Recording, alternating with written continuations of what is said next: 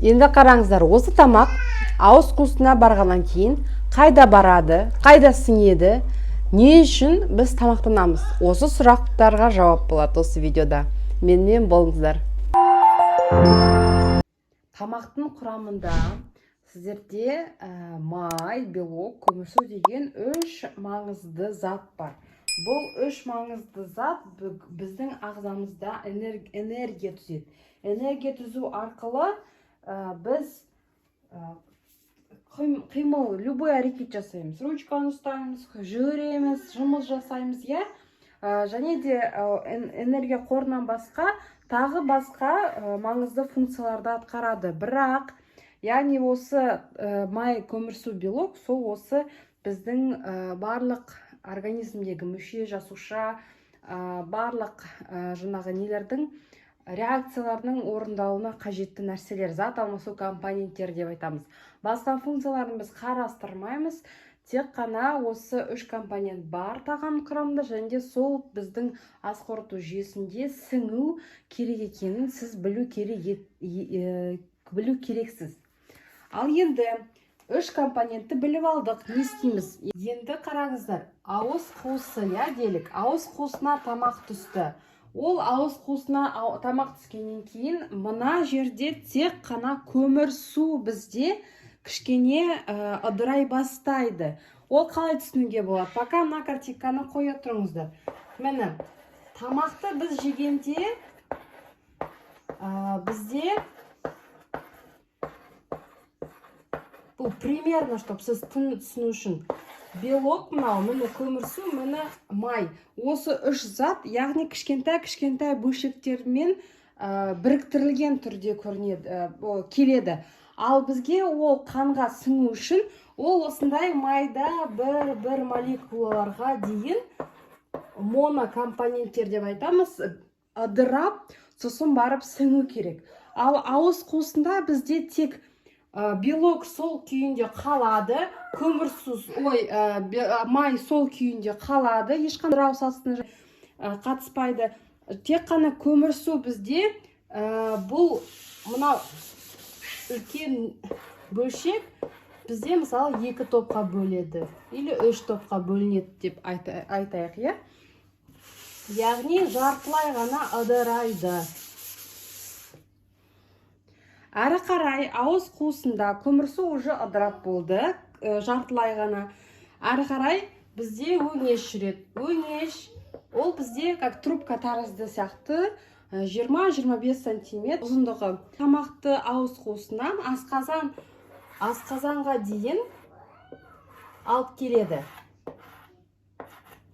Асқазан мен өңештің қасында бізде арасында не бар, сфинктер бар, клапан деп айтады, яғни ол ашып жабылады, яғни ол тамақ келетқанда асқазанға ол ашылады, тамақ полностью кіргеннен кейін ол жабылады нормада. Және де тура солай асқазан мен 12 елі шектегі арасындағы байланыс тоже сфинктер немесе клапан деп айтады. Осы клапанда да сол функциямен сондай механизме жұмыс істейді, яғни тамақ 12 шекке дейін кіргеннен кейін полностью ол жабылу керек нормада. Енді қараңыздар, асқазанға келген тамақ, ол бізде не істейді? О жерге уже именно белок ыдырайды. Яғни алдыңғы ауыз қуысында ыдыраған көмірсу сияқты, ол да жартылай ыдырайды. Одан кейін май, естеріңізде болсын, әлі ыдырамаған күйде тұр. Әрі қарай 12 шекке келгеннен кейін 12 шекте бізде уже мынандай проток ашылады 12 шекке. Бұл протокта, енді проток ол негізі сізге көрінетіндей нетінде сурет салдым. Негізі бәрі тығыз байланысқан ағзада. Сосын бізде мына жерде бауыр бар, бауырдың астында бізде өт қапшығы бар. Сол өт қапшығындағы проток ұйқы бездің протогымен қосылып, екеуі қосылып, ұйқы бездікімен осы бір проток болып құйылады 12 шекке. Ұйқы без мына жерде делік.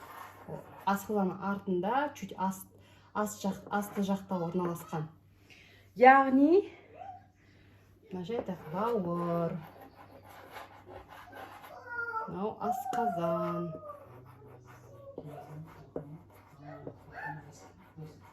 Асқазан, иә.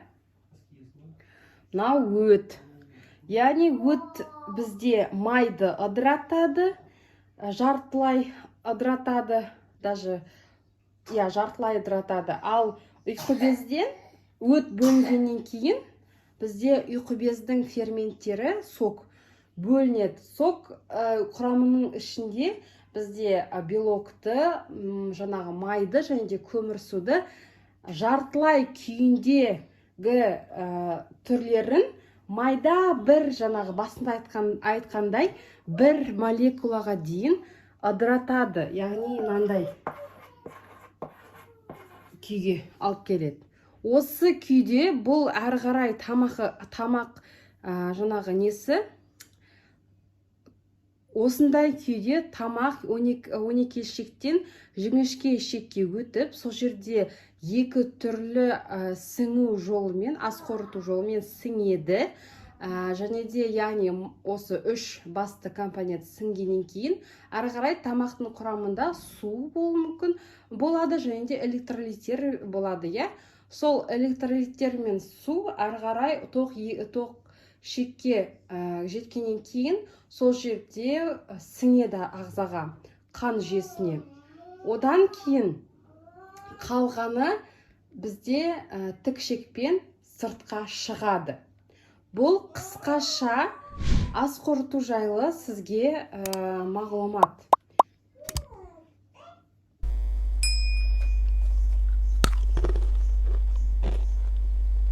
Енді айтыңыздар, осы тамақ